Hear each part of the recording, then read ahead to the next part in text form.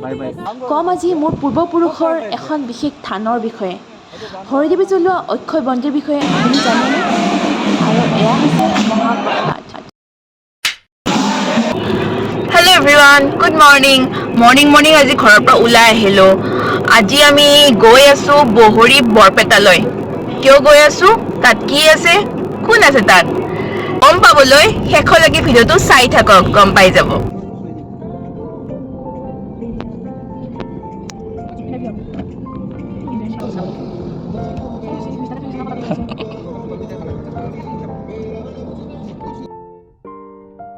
আৰু আহি আমি পালোহি হাজো।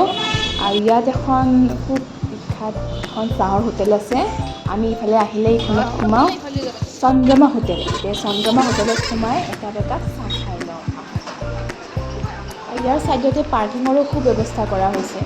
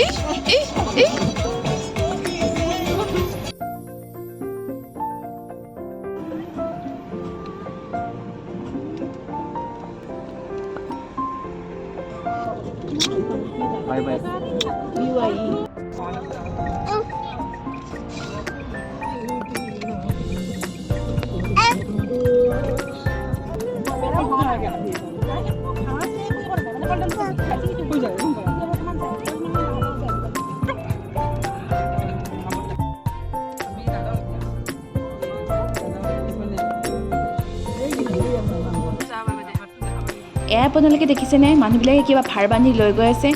এয়া সভাত লৈ গৈ আছে। সভাত তেওঁলোকে এয়া ভাৰ বান্ধি ফল মূল বুট মুগ তেনেকৈ তাত দিব। এয়া ইয়াৰ নিয়ম। পাই গ'লো বহৰী। প্ৰথমতে পদ্মমাহীহঁতৰ ঘৰত সোমাইছোঁ।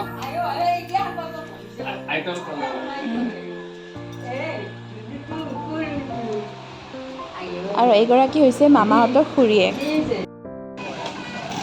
চাহপানী খাই ফ্ৰেছ হৈ আমি সকলোৱে এতিয়া আহিলোঁ সভাথলীলৈ। এয়া সভাথলী, যিখন হৰিদেৱে স্থাপন কৰিছিলে।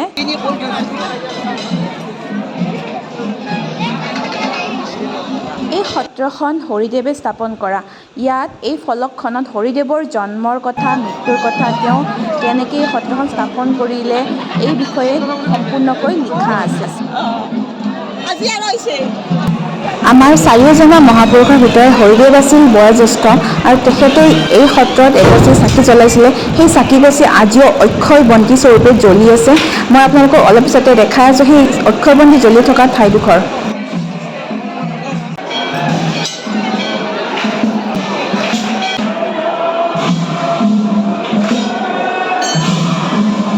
বহৰীৰ এই সত্ৰখনত বহুতো আচৰিত ঘটনা ঘটা দেখা যায়। যেনে কওঁ ৰ'ব, ইয়াত এই সত্ৰখনত দুডাল কঁঠালৰ গছ আছে আৰু এই কঁঠাল দুডাল অকল এই আজিৰ সভাৰ দিনটোতহে পকে। যদি নপকে তেনেহ'লে বছৰত আৰু কেতিয়াও নপকে। এই ঘটনা প্ৰত্যেক বছৰে হয় আৰু এই গছৰ ফল এই মহাপ্ৰসাদত দিয়া হয়। আৰু এই মহাপ্ৰসাদখিনি 4 দিন ধৰি এনেকৈয়ে থাকে। 4 দিন আগতে এই প্ৰসাদ ভোগ লগোৱা হয় আৰু 4 দিন এনেকৈ থাকি আজি 4 নম্বৰ দিন সভাৰ। আজি ৰাতিহে এই প্ৰসাদ ভঙা হ'ব আৰু ভঙাৰ লগে লগে কিন্তু এই প্ৰসাদত গজালি ওলাই যায়। এই 4 দিনলৈকে একোৱেই নহয়, এনেকৈয়ে থাকে। কিন্তু এই 4 নম্বৰ দিনা আজি যেতিয়া ভাঙিব, ভঙাৰ লগে লগে এই প্ৰসাদত গজালি ওলাব। কেনেকুৱা আচৰিত কথা!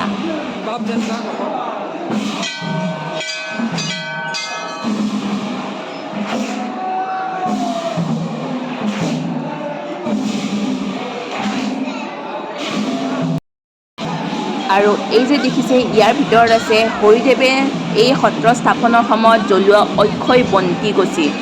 এই যিগছি বন্তি তেওঁ এই সত্ৰ স্থাপনৰ সময়তে জ্বলাইছিল, সেই বন্তিগছি অক্ষয় বন্তি স্বৰূপে আজিও জ্বলি আছে ধুনীয়াকৈ। আৰু এই বন্তিগছিক ৰক্ষণাবেক্ষণ দি আছে এডাল সৰ্পই। সৰ্পডালৰ কথা কিন্তু মই শুনিছোঁহে মাহীহঁতৰ মুখৰ পৰা। এইডাল বোলে কোনেও দেখা নাই আজিলৈকে।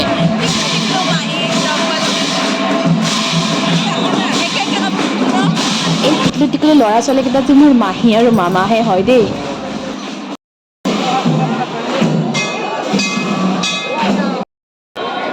মহাপ্ৰভু শ্ৰী শ্ৰী হৰিদেৱ মহাপ্ৰভুৰ তিৰুভাৱ তিথি উপলক্ষে এই শুভ অনুষ্ঠিত কৰা হয় আৰু এইবাৰ হৈছে তেওঁৰ 458তম তিৰুভাৱ তিথি।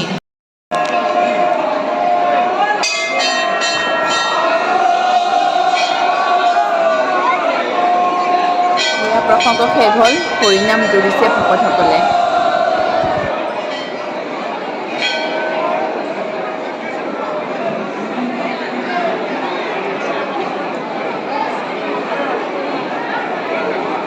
চাৰিওফালে মানুহ, কেৱল মানুহ। মই সৰুতে যেতিয়া আহিছিলোঁ তেতিয়াতো আৰু বেছি মানুহ হৈছিলে আৰু ইমান গৰম পৰিছিলে। এইবাৰ বাৰু সিমান গৰম পৰাই নাই, কিন্তু আগতে যে ইমান গৰম পৰিছিলে থাকিব নোৱাৰি। ঘৰৰ পৰা আহি গ'লোঁ আৰু এতিয়া সোমাইছোঁ মামাহঁতৰ ঘৰত। মামাহঁতৰ ঘৰত এতিয়া ভাত পানী খাম।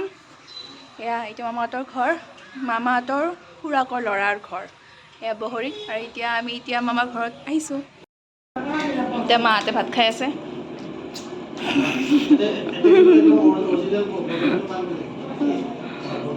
আমি মামাৰ ছোৱালী কি নাম মাইনা কৈ দিয়া তাতো কোৱা নিহাৰিকা।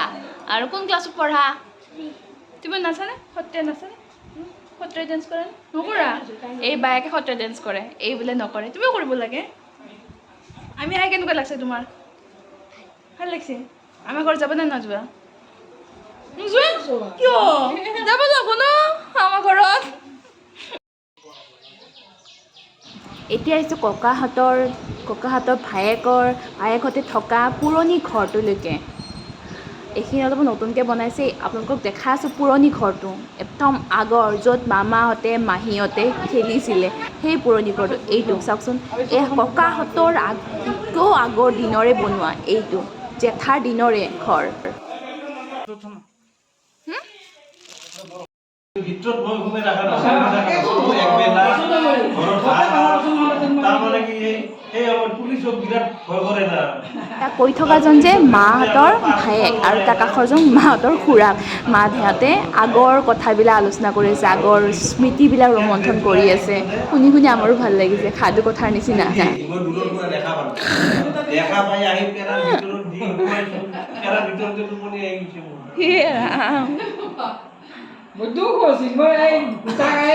ইয়াতে আহি পেলাই লক কামে লগা আমাৰ ওচৰতে হেঙেৰাবাৰীতে থাকে। আৰে মামা আমি যাব ওলাইছোঁ দেই। বাই বাই দি দিয়া, বাই বাই দি দিয়া। এই বাবুহে বাই বাই দিছে। আমি যাওঁ দেই, আমি যাওঁ দেই।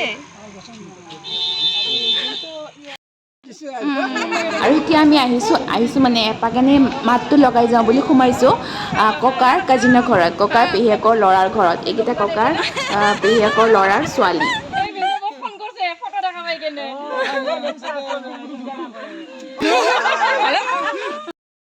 আৰু এতিয়া আমি গৈ আছোঁ এখন বিশেষ ঠাইলৈ, আমাৰ পূৰ্বপুৰুষৰ এখন থানলৈ।